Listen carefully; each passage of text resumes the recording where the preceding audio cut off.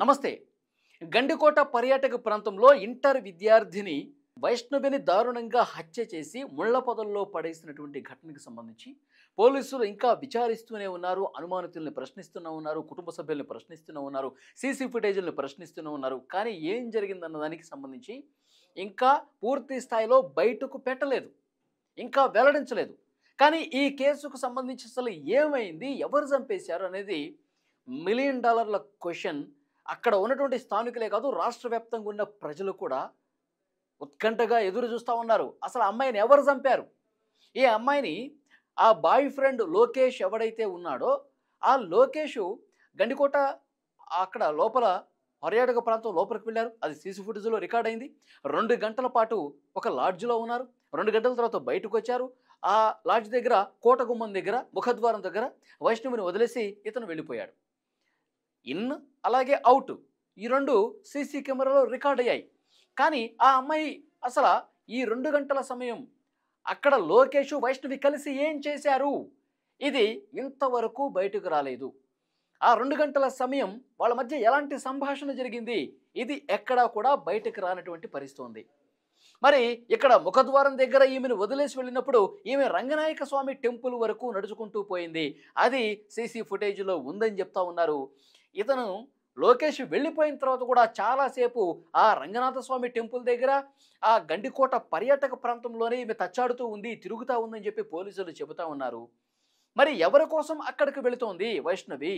లోకేష్ వెళ్ళిపోయిన తర్వాత కూడా ఎవరి కోసం వెళుతోంది? ఎవరు వస్తామని చెప్పారు? ఎవరు వెయిట్ చేస్తామని చెప్పారు? ఎందుకు ఇంకా బయటికి రావటం లేదు?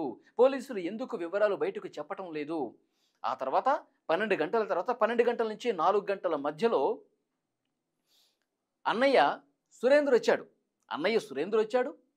సురేంద్ర వచ్చి అక్కడ అతను ఏం చెప్తా ఉన్నాడు, వైష్ణవి అక్కడ ఉంది కాబట్టి మాకు సమాచారం ఉంది, వాళ్ళ ఫ్రెండ్స్ చెప్పారు, అందుకే ఆమెని సేఫ్గా ఇంటికి తీసుకెళ్దామని నేను వచ్చాను. కానీ నేను వెతికాను, నాకు కనిపించలేదు, మళ్ళీ నేను ఇంటికి వచ్చేసానని చెప్తున్నాడు. నాకు అసలు ఏమీ సంబంధం లేదు అని చెప్పి అంటా ఉన్నాడు. లోకేష్ అతని ఫ్రెండ్స్ ఏదో చేసుంటారని చెప్పి అనుమానం వ్యక్తం చేస్తూ ఉన్నాడు. కానీ లోకేష్కి ఏమాత్రం సంబంధం లేదు, అసలు అత్యాచారం కూడా జరగలేదు అని పోలీసులు చెప్తా ఉన్నారు. మరి ఎవరు చేశారన్నది అసలు ఇంతవరకు క్లారిటీ రావట్లా. అన్నీ పరిశీలిస్తూ ఉన్నారు, అన్ని క్షుణ్ణంగా తనిఖీలు చేస్తూ ఉన్నారు, సీసీ ఫుటేజీలు పరిశీలిస్తూ ఉన్నారు. మరి ఎవరు చేశారు, ఎవరు చంపారు? ఇప్పుడు కుటుంబ సభ్యులు కూడా చెప్తా ఉన్నారు, అసలు ఒంటి మీద బట్టలు లేకుండా ముళ్ళ పొదల్లో పడేశారంటే కుటుంబ సభ్యులు చేయగలుగుతారా? కుటుంబ సభ్యులు నిజంగా చంపాలి అనుకుంటే పీక పిసికి చంపటము, లేకపోతే కొట్టి చంపటము, ఏదో నరికి చంపటము, ఏదో ఒకటి చేస్తారు కదా. బట్టలు ఎందుకు తీస్తారు, కుటుంబ సభ్యులు ఎందుకు చేస్తారు అన్న సురేంద్ర అని చెప్తున్నారు. లేదు ఇతర కుటుంబ సభ్యులు అంటున్నారు, తల్లిదండ్రులే చంపేసి అక్కడ పడేశారంటున్నారు.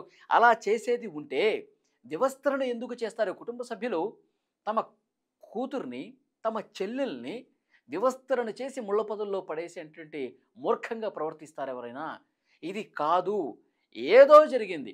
లోకేష్ అతను ఫ్రెండ్స్నే పంపించి ఏదో ఒకటి చేసుంటాడు. నాకు దక్కనేది ఇంకెవరికి దక్కకూడదన్న ఉద్దేశంతో చేశాడా? ఎందుకంటే మేము గత కొద్ది రోజులుగా చెప్తానే ఉన్నాము, లోకేష్ను మర్చిపో, లోకేష్తో తిరగొద్దు, లోకేష్తో ప్రేమను కట్ చేసుకో అని చెప్పి మేము వార్నింగ్స్ ఇస్తానే ఉన్నాము. కాబట్టి ఈమె కూడా, వైష్ణవి కూడా లోకేష్ను ఇక పక్కన పెట్టేసిందని చెప్పి వార్తలు వస్తూ ఉన్నాయి. ఇక ఇదే మన లాస్ట్, మనం కలిసేదని చెప్పి చాలా ఖరాఖండిగా చెప్పింది వైష్ణవి.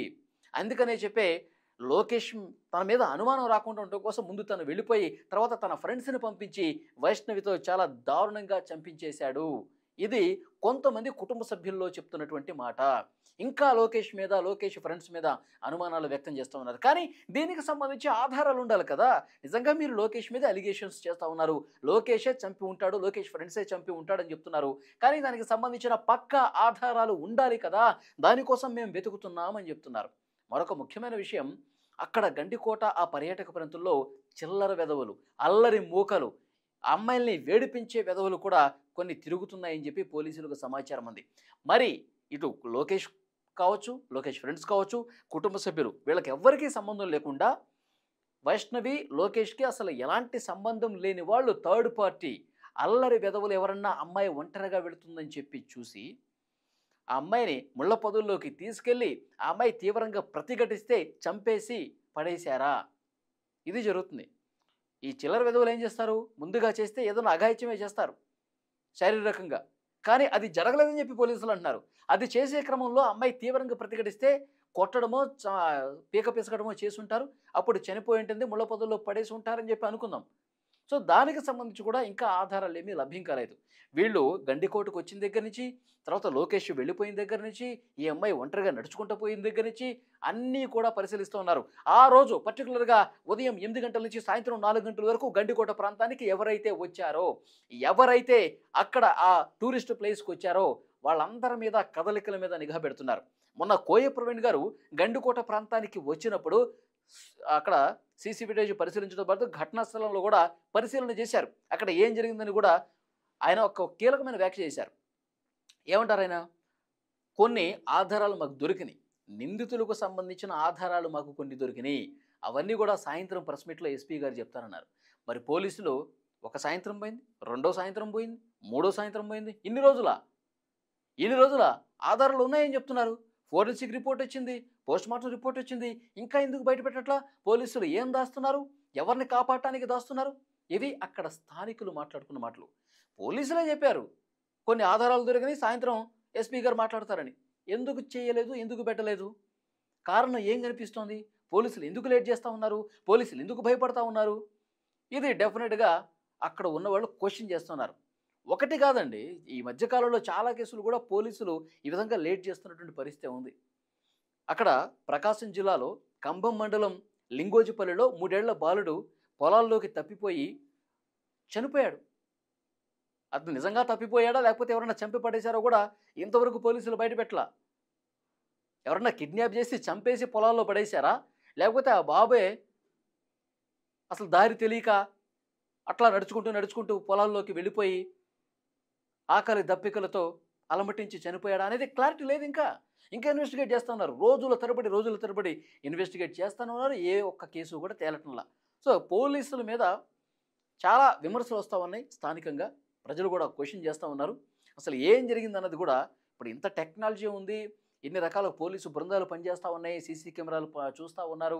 ఏం జరిగిందో అందరినీ ప్రశ్నిస్తూ ఉన్నారు. అనుమానాస్పదులను పిలుస్తూ ఉన్నారు. మరి ఇంత చేస్తున్నప్పటికి కూడా ఎందుకు ఇన్వెస్టిగేషన్ ఇంకా కొలిక్కి రావట్లేదు? ఎవరు చంపారు? ఎవరు చంపి పడేశారు? ఒక చిన్న పాప కదండి. ఇంటర్మీడియేట్ చదువుతున్నటువంటి చిన్న పాప వైష్ణవి. ఆమెని దారుణంగా చంపేసి ముళ్ళ పొదలో పడేశారంటే ఎంత పెద్ద ఇష్యూ అండి ఇది. అసలు ఏం జరిగిందనేది కూడా ఇంకా తెలీదు. ఈ రోజులు గడుస్తున్నా తెలియకపోవడం అనేది చాలా దారుణమైనటువంటి విషయం. సో, డెఫినెట్‌గా ఆధారాలు ఉన్నాయి, బయట పెట్టండి. ఇన్వెస్టిగేషన్ ఎంతవరకు వచ్చిందో బయట పెట్టండి. ఎన్ని రోజుల్లో పూర్తి స్థాయిలో కేసు క్లోజ్ చేస్తామో బయట పెట్టండి. ఇది డిమాండ్ చేస్తుంది. సో, చూద్దాం ఎప్పుడు క్లారిటీ వస్తుందన్నది.